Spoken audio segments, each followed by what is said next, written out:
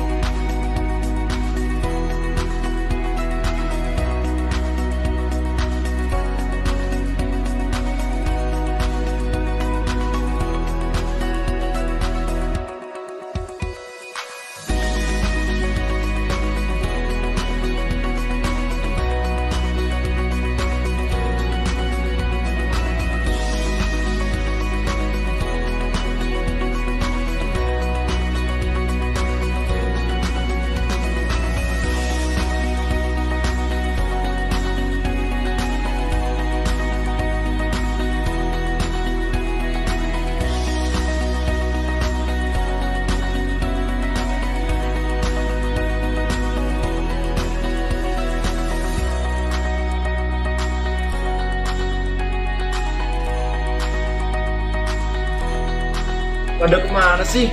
Lama banget. Yaudahlah, kita tunggu dulu lah.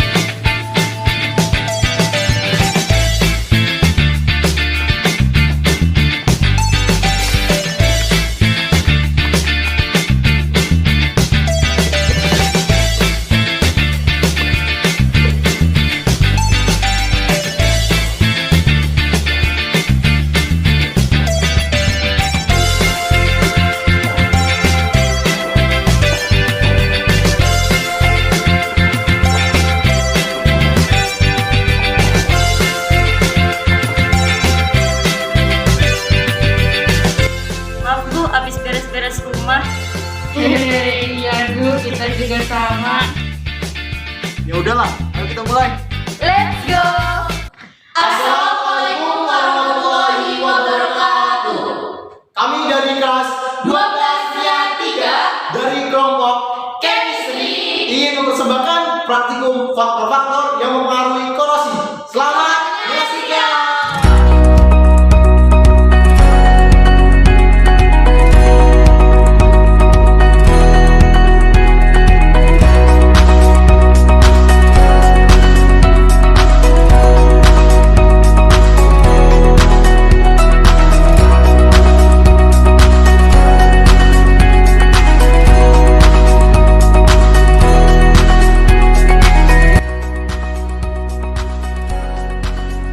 Satu, berikan label atau tanda pada masing-masing gelas plastik.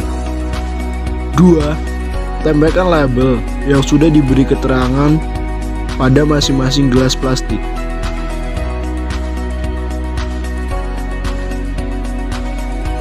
3. Tabung pertama diisi dengan 1/4 bagian air, agar sebagian paku terendam air dan sebagian lagi bersentuhan dengan udara.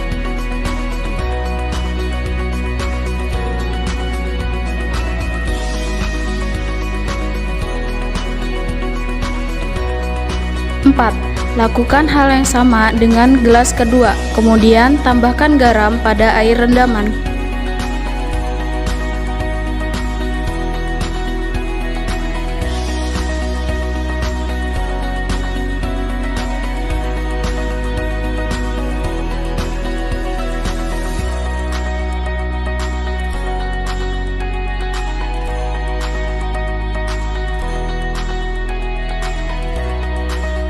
5. Gelas ketiga diisi dengan cuka, sebagian terendam dan sebagian lagi bersentuhan dengan udara. 6.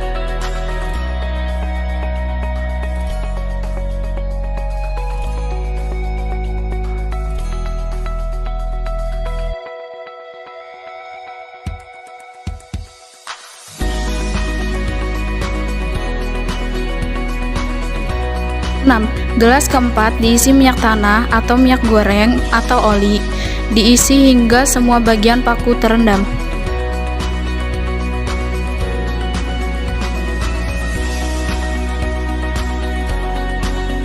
7.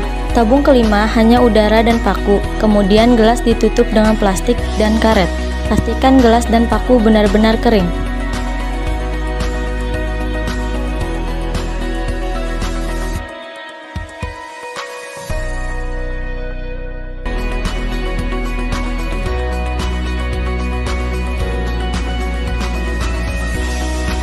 Delapan. Amati perubahan yang terjadi pada paku setiap hari. Dalam 5 hari, dapat dibuat tabel.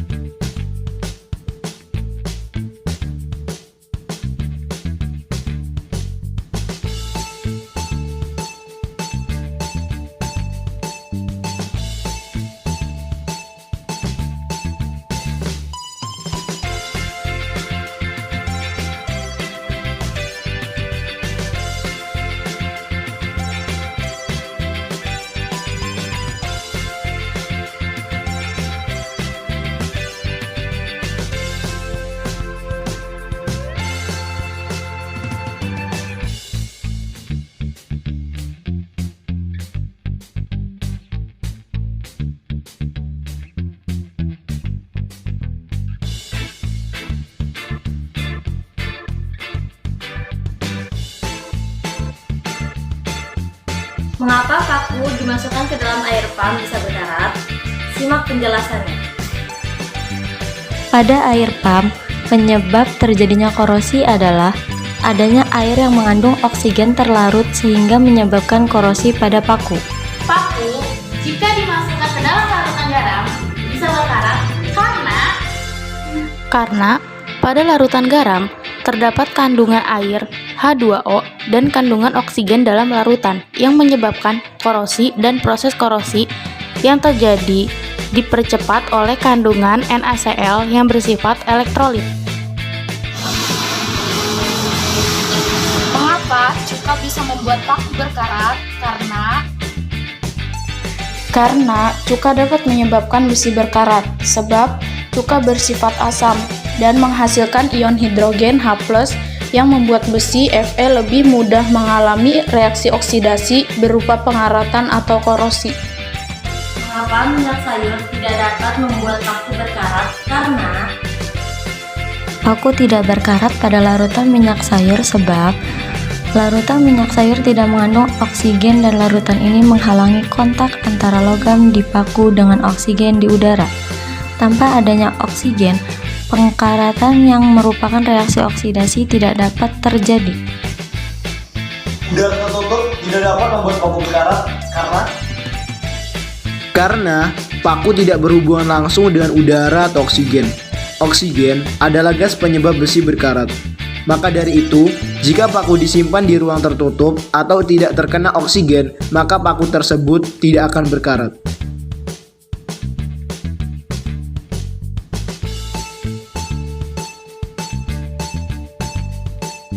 Cuka lebih mudah berkarat disebabkan karena paku yang direndam dalam air cuka terlihat lebih bersih dari sebelum dilakukan perendaman dan terlihat semakin hitam dari hari ke hari.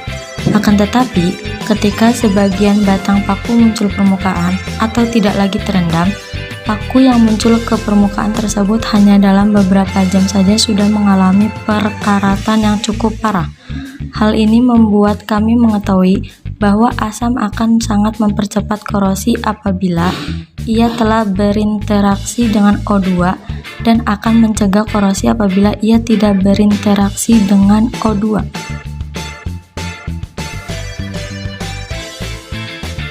Minyak sayur dan udara tertutup sulit menyebabkan paku berkarat karena Paku tidak berkarat pada larutan minyak sayur sebab larutan minyak sayur tidak mengandung oksigen dan larutan ini menghalangi kontak antara logam di paku dengan oksigen di udara. Tanpa adanya oksigen, pengkaratan yang merupakan reaksi oksidasi tidak dapat terjadi. Sedangkan paku di dalam udara yang tertutup tidak berhubungan langsung dengan udara atau oksigen. Oksigen adalah gas penyebab besi berkarat. Maka dari itu, jika paku disimpan di ruangan tertutup atau tidak terkena oksigen, maka paku tersebut tidak akan berkarat.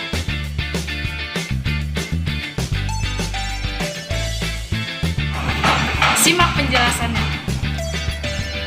Karena permukaan logam aluminium memiliki lapisan tipis oksida yang kuat. Lapisan tipis inilah yang dapat melindungi logam aluminium tersebut terhadap udara. Dalam arti lapisan tipis oksida ini cukup kuat untuk menahan oksigen, sehingga tidak terbentuk oksidasi lebih lanjut atau peristiwa korosi. Selain tidak dapat bereaksi dengan udara, logam aluminium juga tidak dapat bereaksi dengan air karena adanya lapisan tipis oksida ini. Lapisan oksida ini pembentukannya dengan cara dilapiskan secara elektrolit pada aluminium yang prosesnya terbentuk secara alami. Prosesnya disebut proses anodisasi. Untuk mempertebal lapisan oksida ini dapat dilakukan dengan proses anodisasi, di mana pada proses anodisasi ini logam Al dipakai sebagai anode pada elektrolisis menggunakan larutan H2SO4. Gas O2 yang terbentuk akan bereaksi dengan anode untuk menghasilkan lapisan Al2O3. Aluminium sebenarnya merupakan logam yang mudah bereaksi dengan udara dan air. Hal itu dapat dilihat dari sifat reduktor aluminium cukup baik, dan harga potensial reduksinya sama dengan min 1,66 volt, cukup negatif untuk mudah bereaksi dengan air dan oksigen. 2Al plus 3H2O menghasilkan Al2O3 plus 3H2. 4Al plus 3O2 menghasilkan 2Al2O3. Tetapi karena adanya lapisan tipis oksida ini, maka aluminium tidak dapat bereaksi dengan udara dan air. Lapisan tipis oksida pada permukaan aluminium, lapisan tipis Al2O3 ini memiliki tebal 10-8 meter yang tidak tembus air, sehingga melindungi permukaan logam dari reaksi lebih lanjut. Hal ini berbeda dengan karat besi Fe2O3 yang berpori dan tembus air, yang menyebabkan bagian besi di bawah karat tidak terlindungi dari serangan oksigen dan uap air. Akibatnya, logam aluminium cukup stabil dan tahan lama untuk digunakan dalam berbagai peralatan.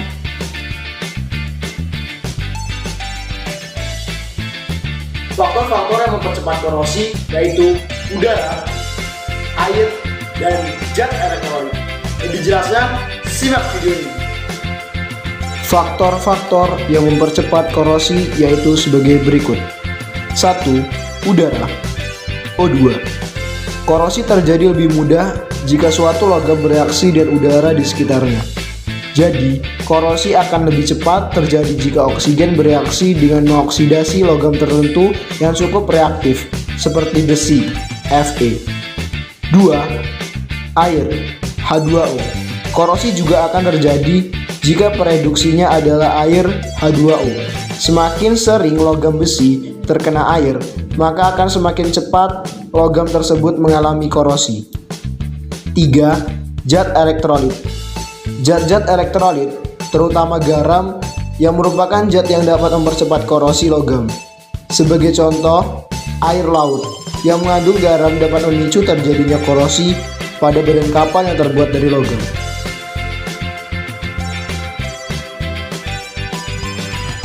Perlindungan katodik dan contohnya yaitu sebagai berikut. Perlindungan katodik adalah perlindungan logam dengan menjadikan logam tersebut sebagai katode, dengan cara menghubungkan logam tersebut dengan logam yang lebih mudah teroksidasi. Contoh perlindungan katodik adalah sebagai berikut. 1. Untuk melindungi terjadinya korosi atau perkaratan pada menara-menara raksasa, maka bagian kaki menara dihubungkan dengan lempeng magnesium yang ditanam dalam tanah. Dengan demikian, menara besi akan menjadi katode dan lempeng Mg sebagai anodenya. Lempeng magnesium akan mengalami oksidasi dan lempeng Mg yang rusak dapat diganti dalam jangka waktu tertentu. 2. Untuk mencegah korosi pada pipa di dalam tanah, di dekatnya ditanam logam yang lebih aktif, misalnya Mg yang dihubungkan dengan kawat. Batang magnesium akan mengalami oksidasi dan Mg yang rusak dapat diganti dalam jangka waktu tertentu, sehingga pipa yang terbuat dari besi terlindung dari korosi.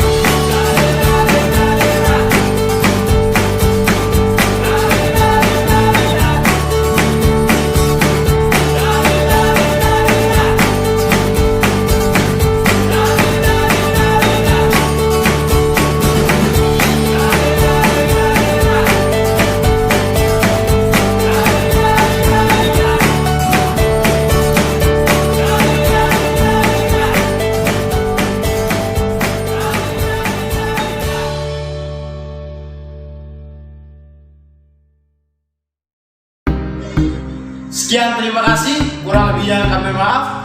Wassalamualaikum